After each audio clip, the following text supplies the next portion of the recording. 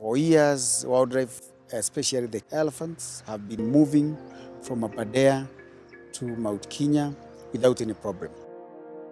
But after people started developing their individual pieces of land, there has been issues of human-wildlife conflicts.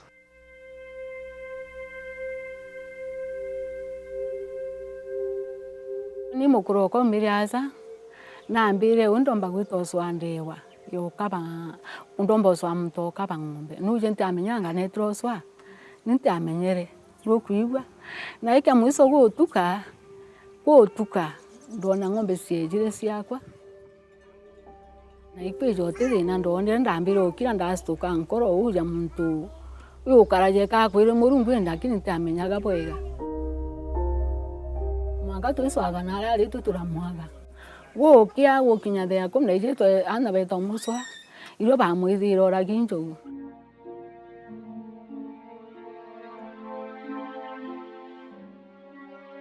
Ilikuwa siku ya Jumanne asubuhi sana saa 12 na nilikutana na ndovu.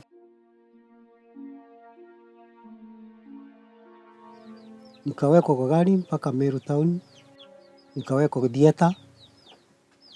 Basi sasa nikakaa huko kama miezi 2 mpaka Mungu akanisaidia nikapona.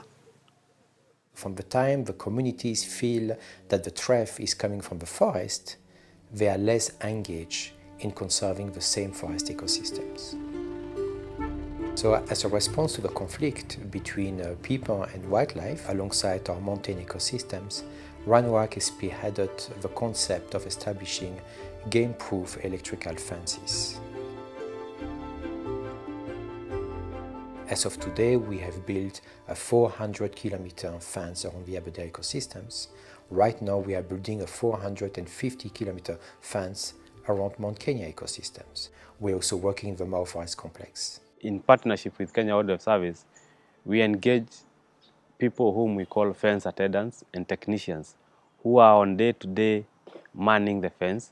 They monitor the voltage, they clear all the vegetation that is along the fence line, they provide free labor, and most importantly, they report any deformity or defect on the fence.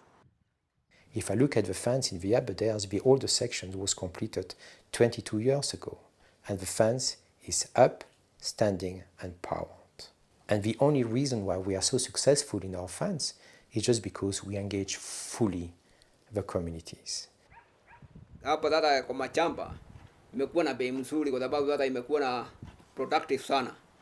Tunapanda viazi, mahindi, maharagwe, sweet potatoes na mboga. Hata watu wanatamani kuja kukaa pande hii lakini machamba hakuna.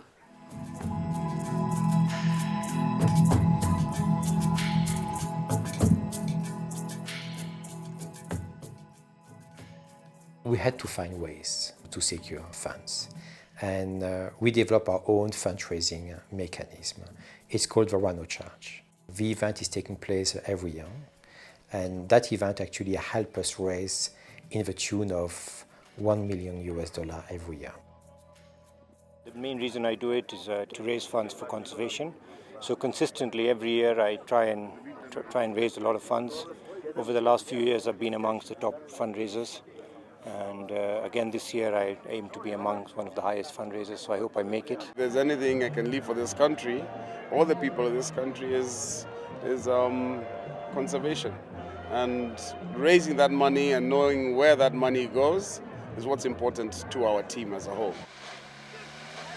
The biggest factor of success of Rhino Ark is basically the chargers, the people who do so much to make sure that we are able to raise funds, which are then put to use by the board and by the management team.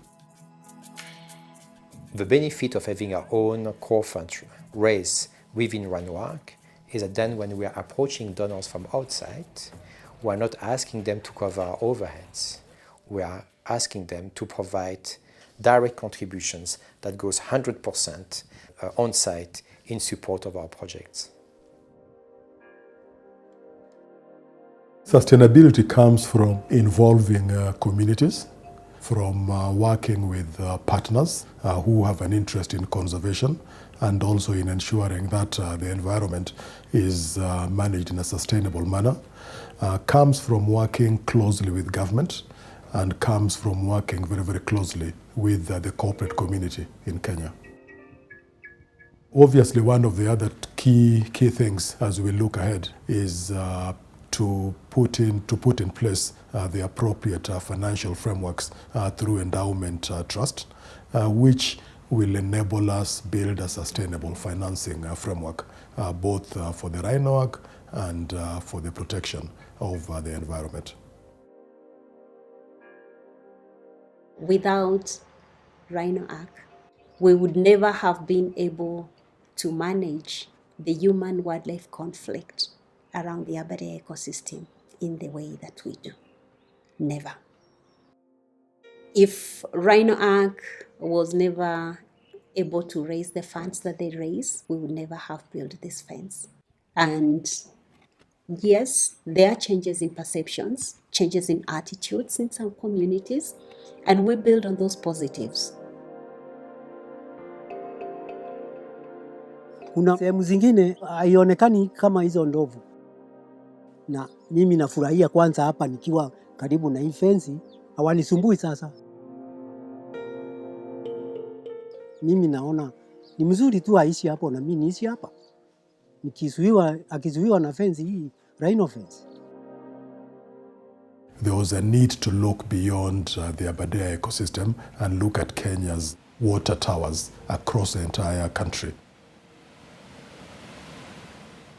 As we look 20 to 50 years ahead, we are basically investing in protecting Kenya's water towers and assuring Kenyan people of the future that they will have the ability to have access to clean water, forestation in a meaningful manner in which communities are heavily involved.